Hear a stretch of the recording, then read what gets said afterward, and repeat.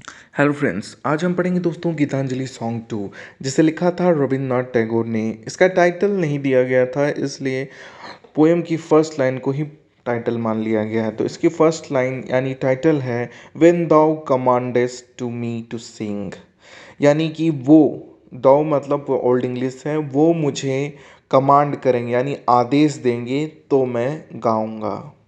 तो यहाँ पे पोइट हमें यह कहना चाहते हैं कि वो जो गा रहे हैं, वो जो लिख रहे हैं, वो सब भगवान की देन से वो कर रहे हैं और भगवान मुझे आदेश देते हैं, मानो वो मेरे साथ हों और वो मुझे आदेश दे रहे हों कि तुम ये करो तो मैं वो कर पा रहा हूँ, तुम गाओ तो मैं गा पा रहा हूँ, तुम लिखो तो मैं लिख पा रहा हूँ।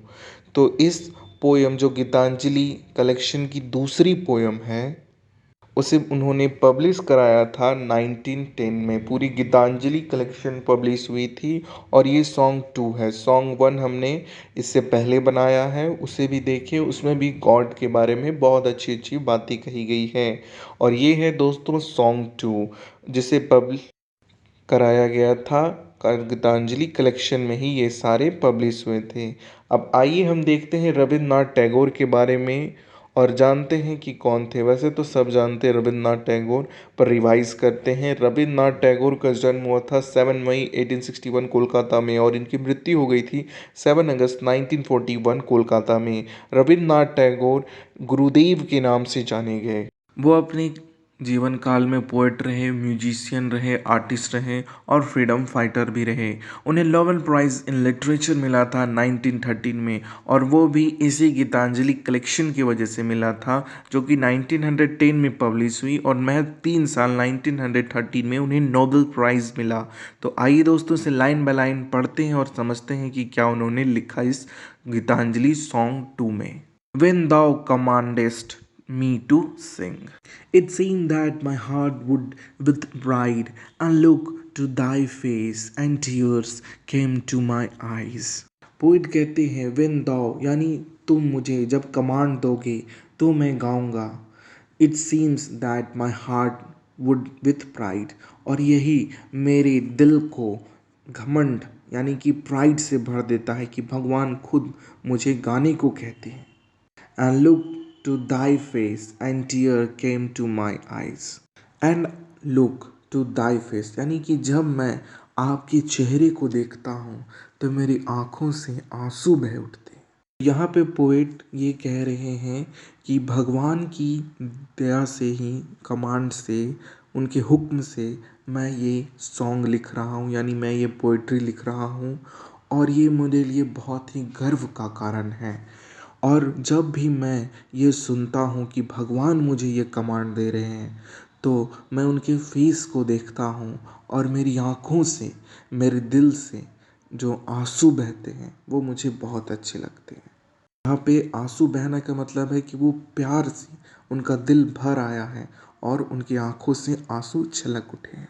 उसके बाद वो लिखते हैं all that is hearts and dishonest in my life melt into one sweet harmony, and my adoration spreads wings like a glad bird on its fly across the sea. All that hearts and dishonest in my life melt into, यहाँ पे डिसोनेंट मतलब कर्कश। तो जितना भी harsh और dishonest मेरे life में है वो मेल्ट कर जाता है यानी पिघल जाता है। और वो कैसे पिघलता है? वन स्वीट हारमोनी, हारमोनी में तो होता है समंजस, तो एक प्यारा सा समंजस में बदल जाता है। And my adoration spreads wings, and my adoration, adoration मतलब क्या होता है? आराधना। और मैं जो आपके लिए एक आराधना रखता हूँ वो स्प्रीड करता है यानी फैलता है एक विंग्स की तरह, यानी कि एक पंख की तरह वो फैलता है। जैसे पक्षी पंख फैलाता है उसी तरह मेरी आराधना भी आपके लिए फैल रही है। Like a glide bird on its flight across the sea, मेरी आराधना जो स्पीड हुई थी एक पंख की तरह, तो वो कैसे हो रही है? लाइक अ बर्ड, एक पक्षी की तरह जो उड़ना चाह रहा है समुंदर में, वैसा मेरी आराधना आपके लिए फैल रही है। इसके बाद पोइट लिखते आई know that takest pleasure in my singing. I know that only as a singer I came before thy presence. I know thou takest pleasure in my singing.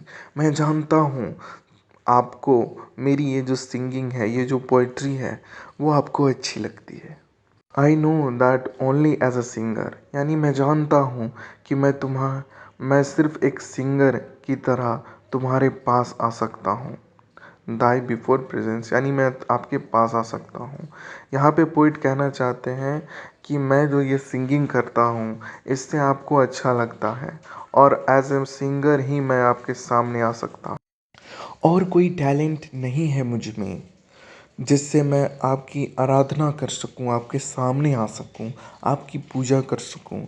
बस मेरे अंदर एक ही टैलेंट है कि मैं अपनी पोइट्री, अपनी सिंगिंग से आपकी आराधना कर सकूं, यानी कि आपकी वंदना कर सकूं। ऐसा पोइट कहना चाहते हैं कि उनके पास सिर्फ एक ही टैलेंट है और वो है ये पोइट्री का और सिंगिंग का, और उसी के द्वारा वो भगवान को प्रसन्न कर सकते हैं। जैसे हम प्रेयर करके करते हैं, वो अपनी पोइट्री से कर रहे हैं। इसके बाद पोइट लिखते हैं, I touch my eyes of the far spreading wings of my song, thy feet which I would never aspire to reach. Drunk with the joy of singing, I forget myself and call thee friend who art my God. I touch my edge of the far spreading wings. यहाँ पे poet फिर से वही जिक्र करते हैं कि मैं एक पक्षी अगर होता, मेरी जो पोइट्री एक पक्षी की तरह ले लीजिए, तो वो स्प्रीड कर रही है जैसे पक्षी पंख फैला रहा है, जैसा पिक्चर में देख रहे हैं, तो पक्षी पंख फैला रहा है, वैसी मेरी पोइट्री है। और मैं ये जो गाना गा रहा हूँ, अगर उसे एक पक्षी की तरह ले लिया जाए तो वो उतनी ही ऊंची उड़ान भर सकता है जितना में मैं अपने भगवान का पैर भी छू सकूं और उनसे आशीर्वाद ले सकूं। इतना ही मेरी पहुंच हो सकेगी कि मैं उनके पैरों को छू सकूं।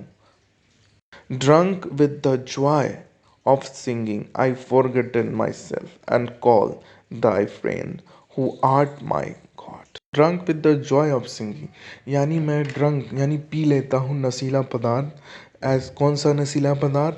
तो मेरी गानों का नशीला पदार्थ, यानी कि मैं अपने गानों में ऐसा रम जाता हूँ, ऐसा खो जाता हूँ, लगता है कि मैं उसे ग्रहण कर चुका हूँ और मैं सब कुछ सुध बुध खो करके बस मैं आपको अपना दोस्त बुला लेता हूँ।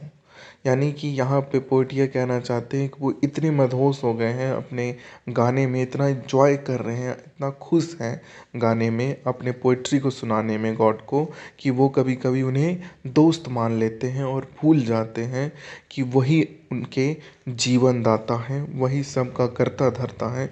ये सब भूल के वो उन्हें फ्रेंड की तरह यह पोइट्री सुनाने लगते हैं।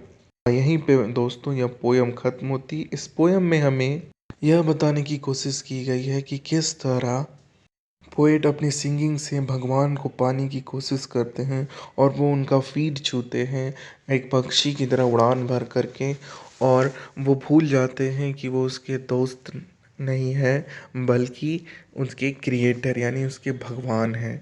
वो अपनी सॉन्ग से उनकी आराधना करते हैं, उनकी पूजा करते हैं अपनी पोइट्री से।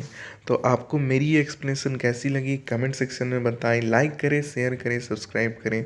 मैं आपसे मिलूँगा नेक्स्ट स्टोरी में, नेक्स्ट पोएम में। तब तक के लिए जय हिंद।